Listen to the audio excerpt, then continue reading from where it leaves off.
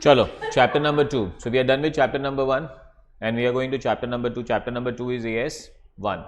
AS1 is disclosure of accounting policies. हर एक lecture start करते वक्त आपको ऑलवेज कहा गया है कि the most important thing is you remember the standard का नाम एंड द नंबर. उसके बिना हम एग्जामिनेशंस में आंसर नहीं लिखेंगे. एग्जामिनेशन में आंसर लिखने का तरीका हैज़ टू बी 1 2 3 और बी से A B C. A standard का नाम एंड नंबर, बी स्टैंडर्ड का provision and C is the answer. कोई भी चीज़ अपने आप से नहीं लिख रहे हो, जो भी बताया गया है वो स्टैंडर्ड में लिखा है, इसीलिए हम इसे फॉलो करेंगे. तो यू कैन नॉट से कि इसका आंसर ये आएगा. यू हैव टू टेल कि कौन से स्टैंडर्ड के हिसाब से, कौन से प्रोविजन के हिसाब से. चलो, AS1 stands for AS2, AS3, AS4 contingencies and events occurring after the balance sheet date. AS5, AS7, AS9, AS10, AS11, AS12, AS13, AS14, AS15, AS16, AS17, AS18, AS19, 20, 21, consolidation of financial statements, 22, taxes, 23, नहीं, 23 is associate, 24 discontinuing operations, 25 interim financial reporting, 26 intangible assets, 27 joint venture, 28 impairment, 29 provisions, contingent assets and contingent liability. चलो 20 के बाद सारी चीज़ें हिली हुई है. 20, 21 that is CFS, 22 taxes, 23 associates, 24 discontinuing operation, 25 interim financial reporting, 26 intangible assets, 27 joint venture, 28 impairment, 29. चलो पहले एक बहुत ही सिंपल स्टैंडर्ड से चालू करते हैं, that is disclosure of accounting policies. Revise करेंगे और यहाँ पे आके ये 6 क्वेश्चन के ऐसे आंसर देना है. What are accounting policy? Accounting policy are specific accounting principles and methods of applying those principles in preparation and presentation of financial statement. In simple language में मैंने कहा था policies का मतलब होता है methods. अकाउंट्स में जब भी कोई मेथड्स आ जाएंगे तो यू विल नॉट से कौन सा मेथड फॉलो करना है, आपका लैंग्वेज होना चाहिए कौन सा पॉलिसी फॉलो कर रहा है.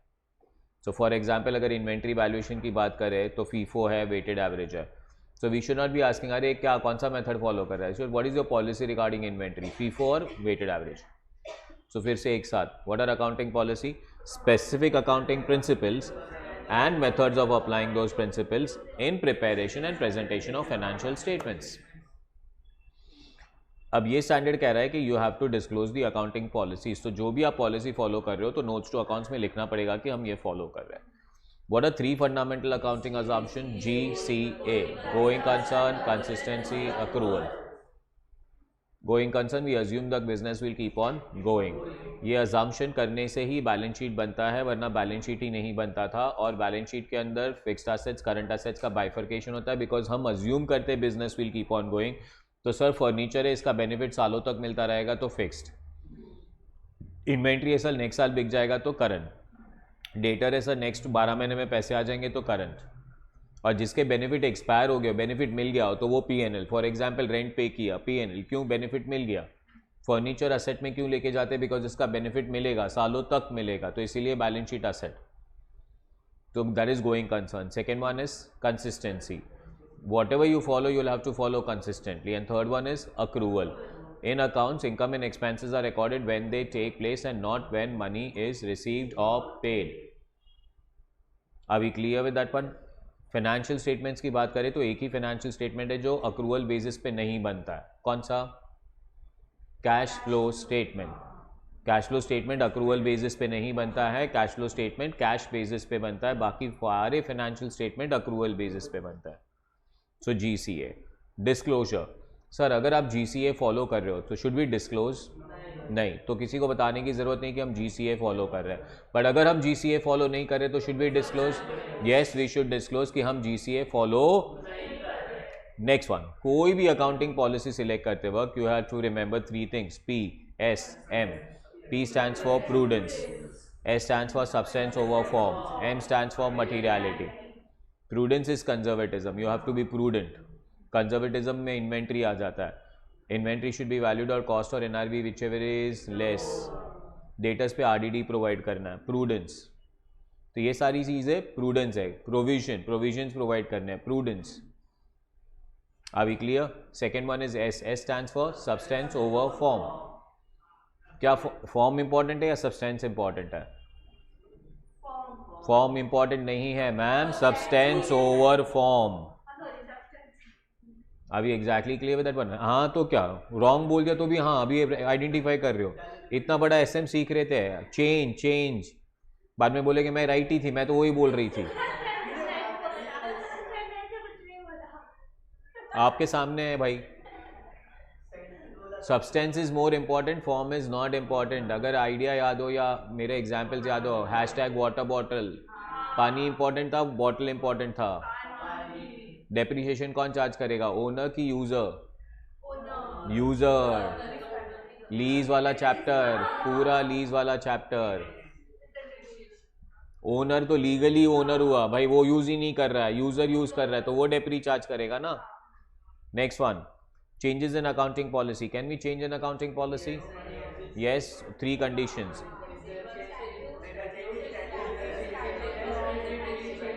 If the statute changes, that is law changes. If the accounting standard changes or if it leads to better presentation. Are we exactly clear with that one?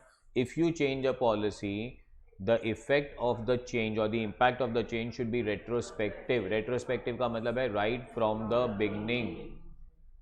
हाँ, बट यहाँ पे पॉलिसी के साथ एक छोटा और डिस्कशन हो जाना चाहिए, दैट इज़ एन एस्टीमेट। तो अकाउंट्स बनाते वक्त एक पॉलिसी भी करनी पड़ती है और एक एस्टिमेशंस भी करने पड़ते हैं। एस्टिमेशंस करने हैं, हाँ करने पड़ेंगे, बट इंश्योर करो कि एस्टिमेशंस करोगे तो हर एक ईयर के एंड पे एस्टिमेशंस को री एस्टिमेट करोगे। And the impact of change in estimation should not B retrospective, should be prospective.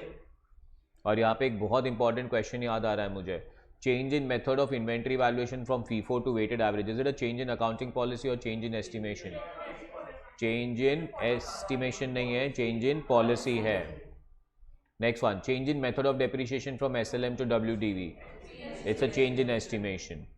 यहाँ पे एक आगे क्वेश्चन भी आएगा, बहुत फेवरेट क्वेश्चन है। प्रोविजंस कर रहे थे, स्टॉक्स था, स्लो मूविंग आइटम थी, तो स्लो मूविंग आइटम मतलब नहीं चल रही है, तो उसका प्रोविजन कर रहे थे लास्ट 12 महीने की डिटेल्स को देखकर। अब हमें वो प्रोविजन का मेथड चेंज करना है, लास्ट 12 महीने का डिटेल नहीं लेना है, कोई टेक्निकल कैलकुलेशन करके करना है। So is it a change in policy or change in estimation? It's a change in estimation, it's not a change in policy. Last one, disclosure of changes in accounting policy. अगर आप policy change कर देते हो, उसका impact आ रहा है, material impact in the current year and amount can B estimated, तो amount दिखाओ, but amount can not B estimated, fact दिखाओ।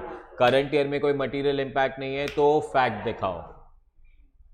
चेक कर ले एक बार, फिर आके वापस यहाँ पे रिवाइज करेंगे। So what are accounting policies? Accounting policy refers to specific accounting principles and methods of applying those principles adopted by the enterprise in preparation and presentation of financial statement. Fundamental accounting assumption, going concern, consistency, accrual, GCA. Clear है? Next one, disclosure. अगर follow कर रहे हो तो disclose नहीं करना है, but follow नहीं कर रहे हो तो डिस्क्लोज करना है। Selection of accounting policy, prudence, substance over form, materiality. Prudence में hashtag Siddique sir, hashtag conservatism. Siddique sir याद है कि नहीं? अपने पार्टी दे दी थी बेचारे ने खुश होके। Substance over form, water bottle आ गया था। User will charge the depre of the asset and not the owner. Materiality, materiality में एग्जाम्पल दिया था ऑडिट फीस, और ऑडिटर को टैक्स का फीस दिया था। ऑडिटर बनोगे ना चार्टेड अकाउंटेंट बनने के बाद, ऑडिट फीस जाता है कि नहीं? अब चार्टेड अकाउंटेंट मास्टर है कि नहीं भाई, तो वो ऑडिट तो करेगा। अब कोई कंपनी उसको बोलेगा अरे यार मेरे को टैक्स में हेल्प कर दे, तुम फ्री में करोगे कि पैसा लोगे? सबका पैसा लेने का भाई। तो वो कंपनी ये सारी दोनों चीज़ों को क्लब करके ऑडिटर फी बोल दे तो चलेगा क्या? नहीं चलेगा। ऑडिट फी अलग, टैक्स कंसल्टेंसी फी अलग, this is known as materiality. याद रहेगा? Changes in accounting policy. Can we change? Yes. Change in law, change in accounting standard, and for better presentation. Changes in accounting policy should be affected. Accounting policy tells us what to do. Accounting estimates are more about how to do.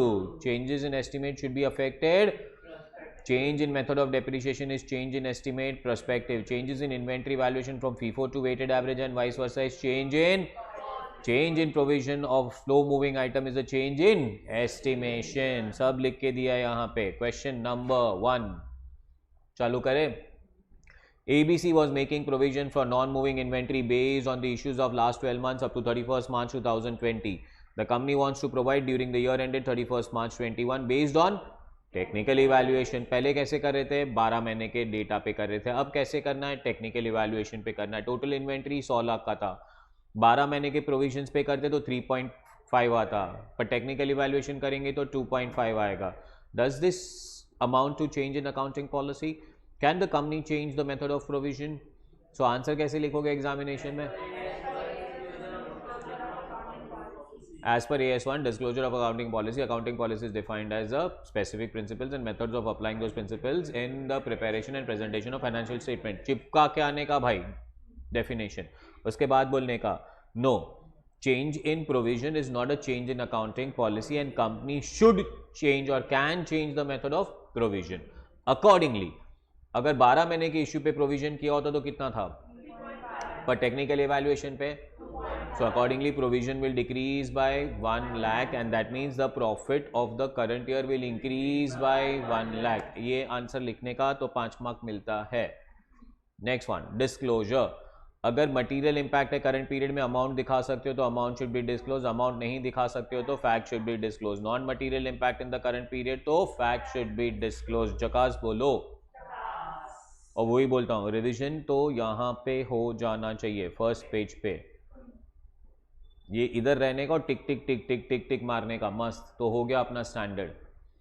What are accounting policy? Specific accounting principles and methods of applying those principles in preparation and presentation of financial statement. What are fundamental accounting assumptions? Disclosure. Follow किया तो, नहीं किया तो. Selection of accounting policy. PSM. Changes in accounting policy. Changes in law, changes in accounting standard for better presentation. Estimation change करोगे, prospective. Policy change करोगे, retrospective. Inventory method change कर रहे हो, पॉलिसी. डेप्री मेथड चेंज कर रहे हो, estimation. Provision का method change कर रहे हो, estimation. Disclosure of changes in accounting policy. If has material impact in the current year, amount can be ascertain, amount should be disclose. Amount can not be ascertain, fact should be disclose. If does not have a material impact in the current year, fact should be disclose. चकास once again. Too good.